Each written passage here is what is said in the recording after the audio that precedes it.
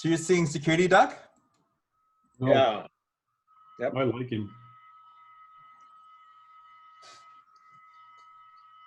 Okay, so let's start. The other guys have just given up because they got there too. That's a seagull. Yeah, that's the funny thing about security duck. He's not really a duck. Hmm. Hello, my name is Bill St. Louis. This is my PIDP 3240, assignment 2. Now, my intention is to use videos like this to... Is the audio good for you people? A little low, but I can turn it up. It's reasonable. So you can turn it up on your end? Yes. Making sure, because I did test that and I find it's not as clear as my own voice. In my class, so the topic for this video is IT security. And this will be an online video. We got Chris. Now, the whole thrust of security is to maintain confidentiality, integrity, and availability for networks and servers. I'm going to start with a definition. So a security breach happens when outsiders get unintended access to data on servers.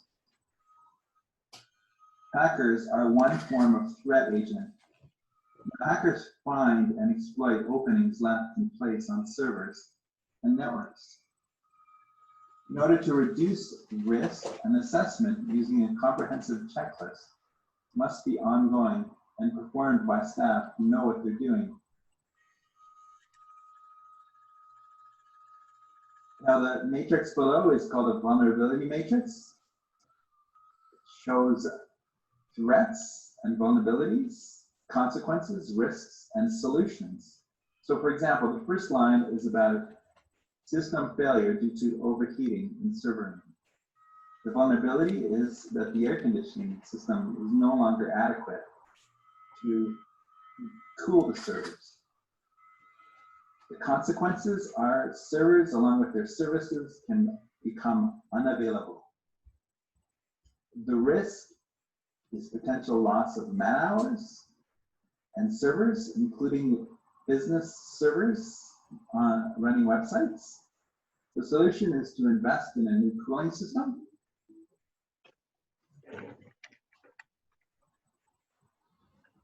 A risk must be managed. Risk mitigation is about reducing risk. Mitigation measures must be approved by management because costs are involved.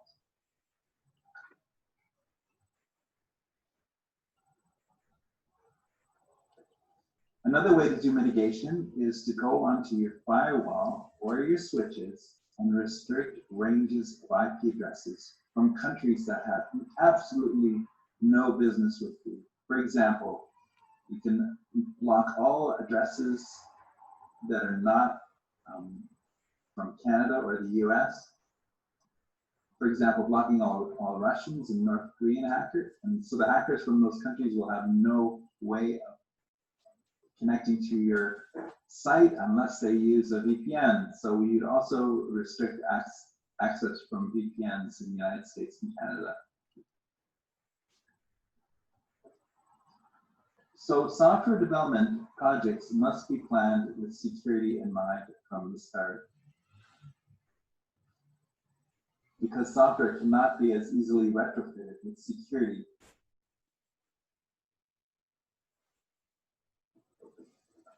Now, there are trade-offs in programming. An axiom of programming is we can make it cheaply or quickly or usable.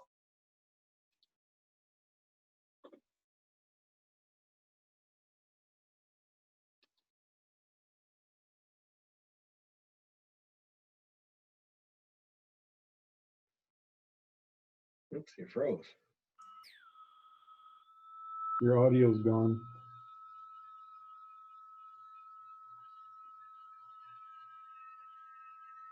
Yeah, he's lost his audio.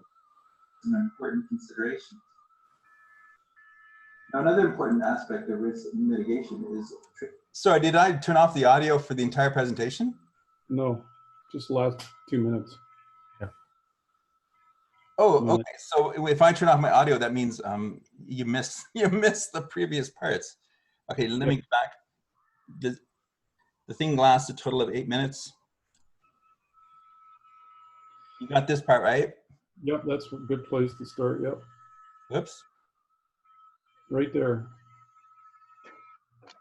that's from VPNs in the United States and Canada. So software development projects must be planned with security in mind from the start,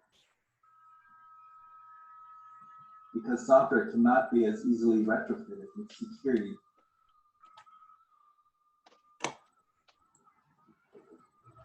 Now, there are trade-offs in programming. An axiom of programming is we can make it cheaply or quickly or usable or secure. It costs more and takes more time to create a secure system. Now, all four of these trade-offs do add value and are carefully balanced, but security cannot be overlooked. Also with trade-offs, the managers will put pressure on programmers to get work done as quickly as possible, resulting in some programmers skipping over some important considerations. Now, another important aspect of risk mitigation is training your employees. Providing security awareness training for your employees helps to eradicate risky behaviors that could potentially lead to a network compromise. Now, security leaks are not evident. Unless a hacker intends to deface your website, which is easily evident, many attacks can go undetected and for a long time. So the impact of these attacks: items can be stolen, such as corporate trade secrets, financial information, private patient information, medical records, and credit card numbers. So this is a loss of confidentiality and privacy. So the business could lose customers, and there will definitely be a loss of reputation. Some CEOs have been fired or resigned as a result of a system breach. Now, security is the responsibility of directors and senior management because they are the ones to finance the mitigation projects, whereas IT staff are the caretakers of IT security. Nevertheless, some IT staff could lose their jobs over a security breach. Now, this very famous breach of Sony, a very embarrassing one. It is believed that North Korea paid for the Sony hack as revenge for the release of the film, The Interview. Now, The Interview was a comedy about a plot to assassinate North Korean leader Kim Jong-un. Amy Pascal, former CEO of Sony, openly admitted that she was fired as a direct result of this breach. The exact duration of this hack is unknown. Frighteningly, US investigators say the culprits spent at least 2 months copying critical files. Okay, I'm going to switch to a website.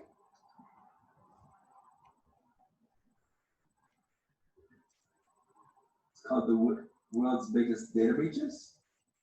We're going to go to 2014, over to Sony Pictures. So if we click on this, it brings up the story on a website of the breach.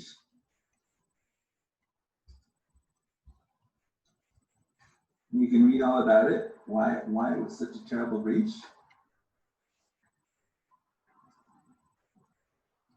But if you just click on the bubble for 2014 Sony, it shows unreleased films and scripts, employee social security numbers, salaries, and health check results, as well as sensitive internal business documents relating to layoffs, restructurings, and executive salary. So I like to let my students look at these. So there's lots of information. Each one leads to a story about the breach. Keep switching back to PowerPoint.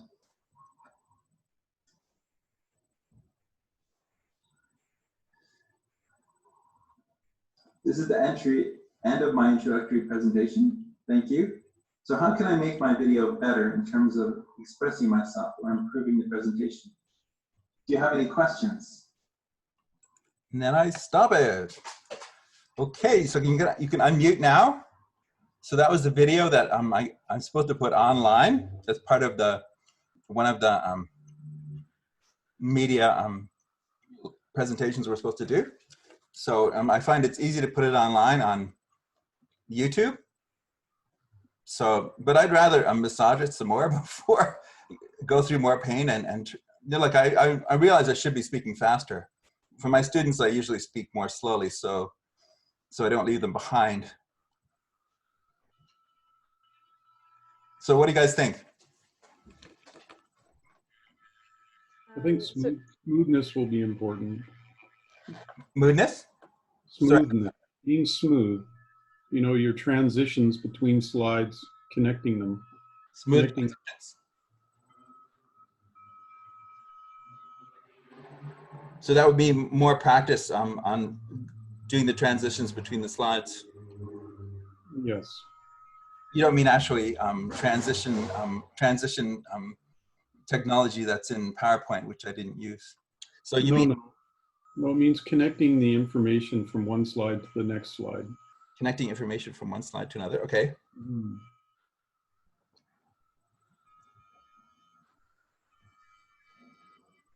Okay, got that. So your comment about usually speaking slower to your students, is that in real life, like in a face-to-face class, you usually speak Yes. slower to them? Yeah. Yes. I find that when you're sitting behind a screen, you get very tempted to try and fast forward things as a viewer. So I think if you are speaking faster and it might feel too fast compared to your normal speaking speed to your students, I think you'll actually be okay. You're saying it would be better if I went faster. Yes. I think a little bit faster than what you're recorded at now, but not overly fast. Yeah, I agree with that. I think if it is a recording, especially, then if it is a bit too fast and they miss a part, they can always just rewind it and try to catch it again. But right. you, as Emily said, you do run the risk of when someone's watching a recording, getting distracted, just trying to get through it. They see the end, and they can just be like, "Okay, how do I get to the end faster?" Right? So yeah, definitely. I found myself ahead of what you were talking. Like I was kind of reading all the points ahead of, and then you were catching up, and I was waiting for that next transition. Okay, so you got impatient listening to how. Impatient's the wrong word for that. It was just kind of like, okay, you know. Yeah, it wasn't really impatience. It was just I found myself getting ahead. Also in your presentation, it's all right to pause and ask for a quick question or just give a paraphrase something, give an opportunity for us to participate just in a small way too. So, you know, you got your audience captive. Oh, you mean pause my actual video so you guys can. Yeah, you have the ability, if you need to, you can pause it and you Right. you can insert something or you say, and then resume the video too. So, yeah. Yeah, for the purposes of this presentation. Mm-hmm. And anything in Zoom as well. So, yeah. And I guess I know I came in late, but I was having some real struggles with the link. I just would not open up Zoom.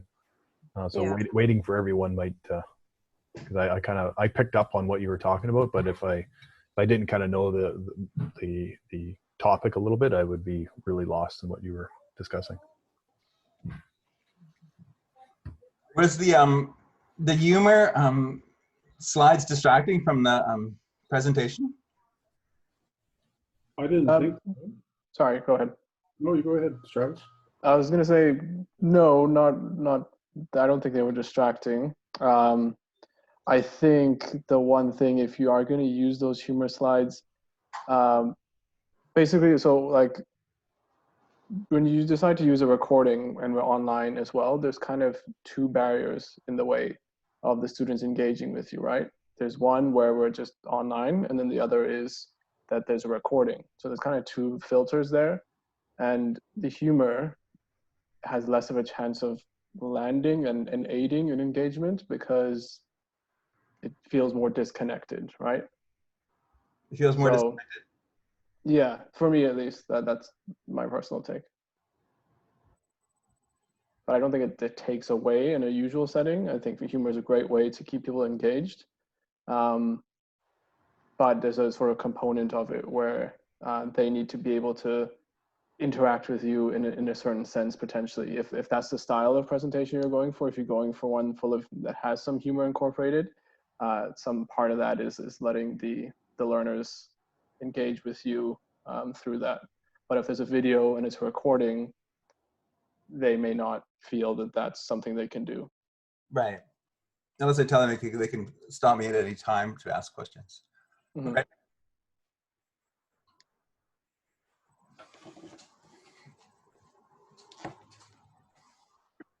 Okay, anything else? Any other questions about the material? I'm still trying to figure out the milk joke. I figured it was he didn't come home because it was a hardware problem, not a software problem. No, the problem with programmers is they are pressured to work all the damn time. So Oh, I see now. so Yeah. they just don't get home very early to bring home milk. It's not like he never came back home. It's that he was just too busy. Still a hardware problem.